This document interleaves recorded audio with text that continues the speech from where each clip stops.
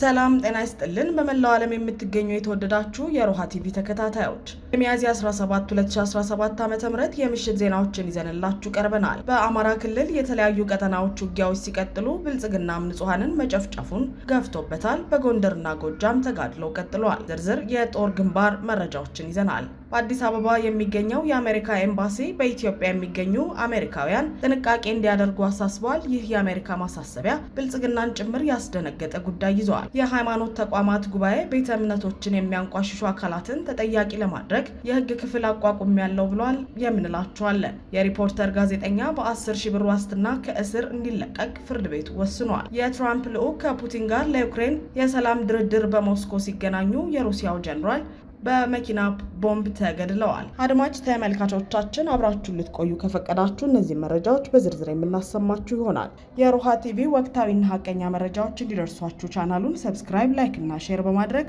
አሁኑኑ ቤተሰብ ይሁኑ።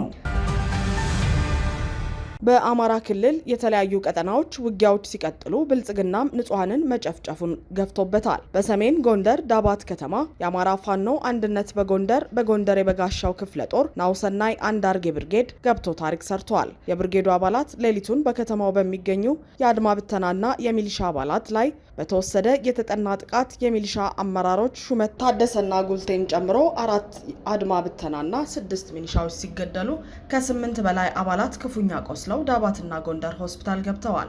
የተቀሩት ደግሞ ሸሽተው ወደ ምሽጋቸው መግባታቸው ነው የተገለጸው። የናሁሰናይ አንዳርጌ ብርጌድ አባላት አዳሩን ዳባት ከተማን በመቆጣጠር የብልጽግናውን ወታደር ሲመቱ ያደሩ ሲሆን በዚህ የተበሳጨው የብልጽግና ጦር ለቅሶ ላይ ያሉ ንጹሃንን በሞርተር ጨፍጭፈዋል። በተመሳሳይ ሻለቃ ስማው ታደግን ጨምሮ ከ10 በላይ የአድማ ብተና አባላት አገዛዙን በመክዳት የአማራ ፋኖ አንድነት በጎንደር የበጋሻው ክፍለ ጦርን ተቀላቅለዋል። መተማ፣ ቋራ፣ ዳንግላ፣ አማኑኤል፣ መካነ ሰላም፣ አርማጭሆ፣ እብናት፣ መርጦ ለማርያም፣ በለሳ፣ ዳባትና ሌሎች ከተሞች ላይ የነበሩ የአድማ ብተና አባላት በሁለት ቀናት ውስጥ ፋኖን መቀላቀላቸውን የተነገረው 38 የሚሆኑት ደግሞ ጠፍተዋል ሲሉ ምንጮች ገልጸዋል። ጎንደር የበጋሻው ክፍለ ጦር ደግሞ የአድማ ብተና አባላቱ ከነሙሉ ትጥቃቸው ማለትም 10 ክላሽንኮቭ፣ 18 ቦምቦች፣ 23 ካዝናዎች ከበርካታ የክላሽ ተተኳሾች ጋር በመያዝ ተመድበው ከነበረበት ቦታ በመነሳት ነው የተቀላቀሉኝ ብለዋል። በተመሳሳይ በማዕከላዊ ጎንደር አርማጭሆ የአማራ ፋኖ አንድነት በጎንደር የአርበኞች ክፍለ ጦር 5 ብርጌድ የተሳተፉበት ውጊያ ተካሂደዋል። የአርበኞች ክፍለ ጦር ደረቅ አምቦ፣ ጭልቂና ጉቦ በተባሉ ቦታዎች ከባድ ውጊያ አድርገዋል። በትናንትናው ዕለት የተካሄደው ይህ ውጊያ ከባድ ኪሳራ በአገዛዙ በኩል ተስተናግዶበታል። ከ100 በላይ የሚሆኑ የብልጽግና ወታደሮች መገደላቸው፣ በርካቶች መማረካቸውና መቁሰላቸው ተነግሯል። የሻለቃ መሪው ተገድሏል የሚሉት የፋኖ ኃይሎች ፋኖ በርካታ መሳሪያ በምርኮ ማግኘቱንም ገልጸዋል። ተጠናክሮ በቀጠለው ዘመቻ አንድነት የአማራ ፋኖ በወሎ ቤተ አማራ ልጅ ኢያሱ ኮር የጎፍ ክፍለ ጦርን ንጉስ ሙጃሂድ ብርጌድ 1 ሻለቃ ለደሴና ኮምቦልቻ በ5 እና በ10 ኪሎ ሜትሮች ላይ ሰርገው በመግባት ማይባር፣ ጀብልና ጦሳ ቀጠናዎች ላይ ባደረጉት ተጋድሎ በርካታ ሚሊሻ አድማ በታኝና ፖሊስ ሙትና ቁስለኛ በማድረግ ታላቅ ጀብዱ ፈጽመዋል። አልብኮ ወረዳ ሳልመኔ ከተማ የነበሩ የብልጽግና አመራሮች ቤተሰባቸውን ይዘው ወደ ደሴና ኮምቦልቻ ሸሽተዋል። በቀጣይ በደሴና በኮምቦልቻ የብልጽግና አመራሮችን የማጽዳት ስራ ስለምንሰራ ህዝባችን የተለመደ ትብብሩን አይንፈገን ሲል የጎፍ ክፍለ ጦር ቃል አቀባይ አርበኛ ሱልጣን የሱፍ ገልጸዋል። በሌላ በኩል የሰሜን ወሎ የፖለቲካ ዘርፍ ኃላፊ በመኪና አደጋ መሞቱ ተነግሯል። ይህ በዞኑ በርካቶችን ሲያስገድልና ሲያፍን የነበረው ግለሰብ በመኪና አደጋ መሞቱን ተከትሎ ዞኑ ከፍተኛ ድንጋጤ ውስጥ ገብቷል። አንዳንድ መረጃዎች ደግሞ ከፋኖ የተተኮሰበትን ጥይት ለማምለጥ ሲጣጣር ነው የመኪና አደጋ የደረሰበት በሚል እያወጡ ነው። ትናንት በጎጃም ጃዊ በድሮን ጥቃት ከ6 ዓመት ህፃን እስከ 80 ዓመት ድረስ ያሉ ንጹሃን ተገድለዋል። አብዛኛዎቹ የተገደሉትና የቆሰሉትም የ10 እና 12 ዓመት ታዳጊዎች መሆናቸው ተሰምተዋል። እንዲሁም ትናንት በሰሜን ሸዋ ሞረትና ጅሩ ወረዳ በተፈጸመ የድሮን ጥቃት ንጹሃን የተገደሉ ሲሆን የአገዛዙ አክቲቪስቶችም እንደ ጎጃሙ ጥቃት ፋኖን ገደልን እያሉ ነው። በሰከላ ግሽ አባይ ከተማ ደግሞ የሰርግ ልብሳቸውን ሊገዙ የመጡ ወጣቶች በመከላከያ ሰራዊቱ መረሸናቸው ተሰምተዋል። ከግሽ አባይ ከተማ የሙሽራ ልብሳቸውን ገዝተው አሰዋ ወደ ተባለው የገጠር ገጠር ቀበሌ ሲመለሱ ነው ግድያው የተፈጸመባቸው። በመሆኑም የሰርግ እንቅስቃሴያቸው ወደ ሀዘን ተቀይሯል። በሌላ በኩል በኦሮሚያ ክልል በምዕራብ ሸዋ ዞን አመያ ቀበሌ በርካታ የአማራ ተወላጆች ከአካባቢያቸው መፈናቀላቸው ተገልጿል። ይህም የሆነው መከላከያ ወደ አካባቢያቸው ገብቶ ትጥቅ ካስፈታ በኋላ አካባቢውን ለቆ ሲወጣ የሸኔ ታጣቂዎች ወደ አካባቢው በመግባት ጥቃት በመፈጸማቸው ነው። በሸኔ ታጣቂዎች ቤቶች መቃጠላቸውን ተከትሎ ኪታ ወደ ተባለ ቀበሌ በቤተክርስቲያን ውስጥ ተጠልለው እንደሚገኙም ነው የተገለጸው።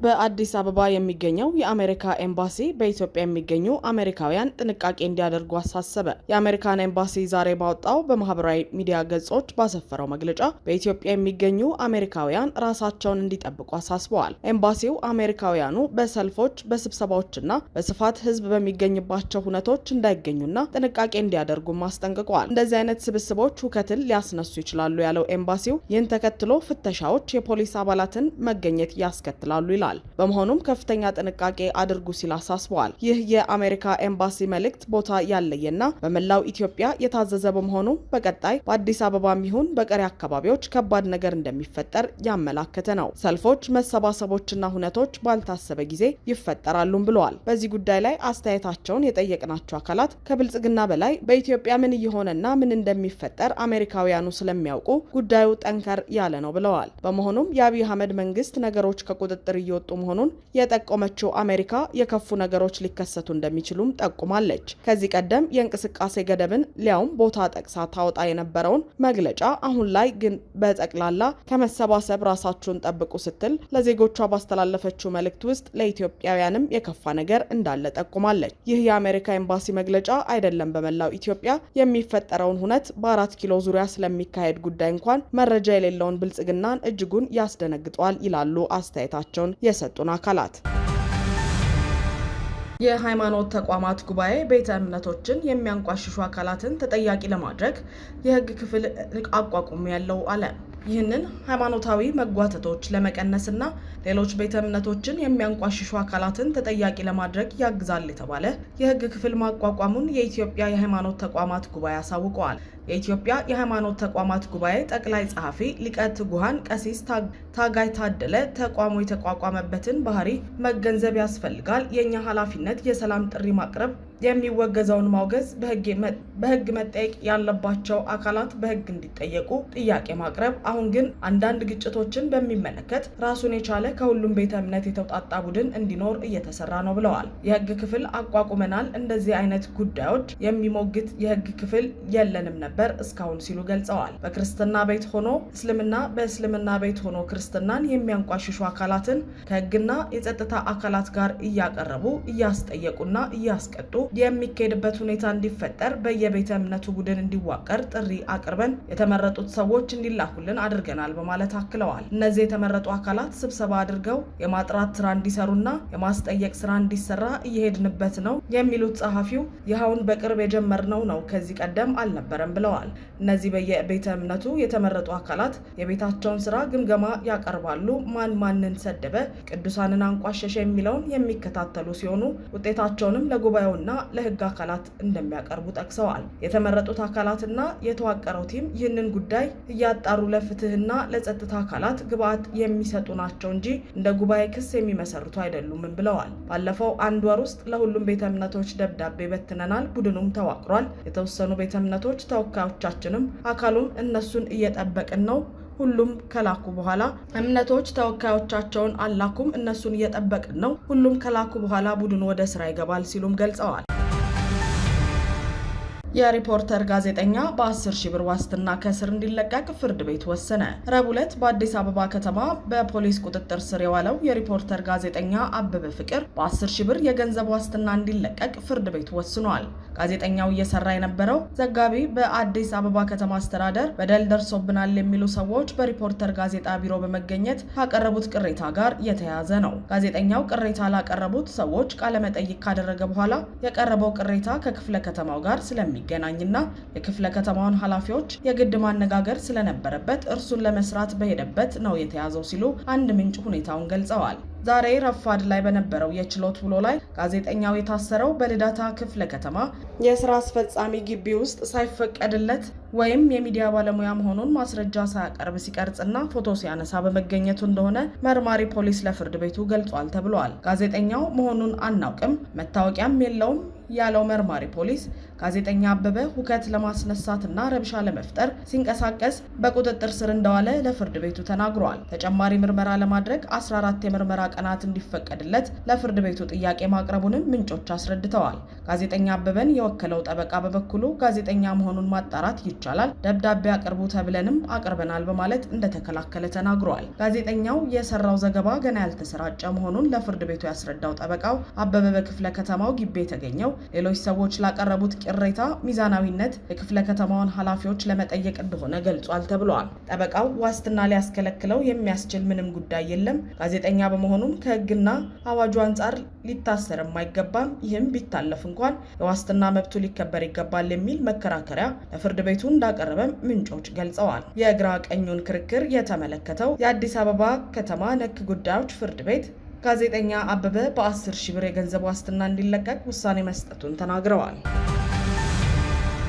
የትራምፕ ልዑክ ከፑቲን ጋር ለዩክሬን የሰላም ድርድር በሞስኮ ሲገናኙ የሩሲያ ጀነራል በመኪና ቦምብ ተገደሉ። ከሩሲያ ከፍተኛ ጀነራሎች አንዱ የሆኑት ያሮስላቭ ሞስካሊክ ሞስኮ ውስጥ መኪና ላይ በተጠመደ ቦምብ ጥቃት መገደላቸውን የሩሲያ መንግስት አረጋግጧል። ከፍተኛ የጦር መኮንኑ ሩሲያ ውስጥ በዩክሬናውያን ኢላማ ከተደረጉ ከፍተኛ የክሬምሊን አመራሮች አንዱ ናቸው። በ4 ወራት ውስጥ ከፍተኛ የሩሲያ ጀነራል መኪና ላይ በተጠመደ ቦምብ በዋና ከተማዋ ሞስኮ ውስጥ ሲገደል ይህ ለሁለተኛ ጊዜ ነው። የአገሪቱ ብሔራዊ የስለላ ተቋም ቃል አቀባይ ስፔትላና ፔትሬንኮ እንዳሉት የቦምብ ፍንዳታው የተፈጸመው ቤት ውስጥ በተሰራ ቦምብ ነው። ባለፈው ታህሳስ የሩሲያ የራዲዬሽን ኬሚካል እና ባዮሎጂካል ክፍል መሪ የነበሩት ጄኔራል ኢጎር ክሪሎቭ እዚያው ሞስኮ ውስጥ መገደላቸው ይታወሳል። ግለሰቡ የተገደሉት በኤሌክትሪክ በሚሰራው ሳይክላቸው ላይ በተጠመደ ቦምብ ነበር። አሜሪካ በሩሲያና በዩክሬን መካከል ስምምነት እንዲደረስ ጥረት እያደረገች ባለበት ጊዜ የተፈጸመው ጥቃት የፕሬዝዳንት ትራምፕ ልዩ መልእክተኛ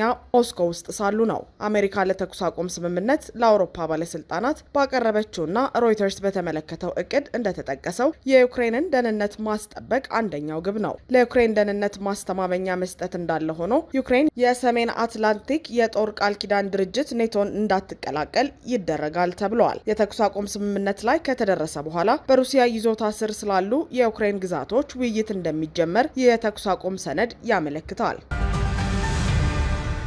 አድማጭ ተመልካቾቻችን የሰዓቱ የሮሃ ቲቪ ዜናዎች የተከታተላችኋቸውን ይመስሉ ነበር። አብራችሁን ስለነበራችሁ ከልብ እናመሰግናለን። ሰላም።